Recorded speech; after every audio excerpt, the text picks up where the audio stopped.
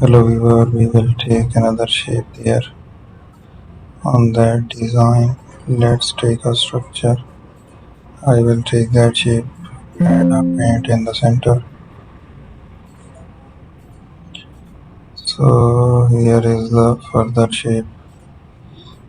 We will take another shape there using the structure here. Add another paint on it. Let's use an eraser tool. We have to explore it. We will use the different designs. Similarly, I will take that round rectangular shape in the center.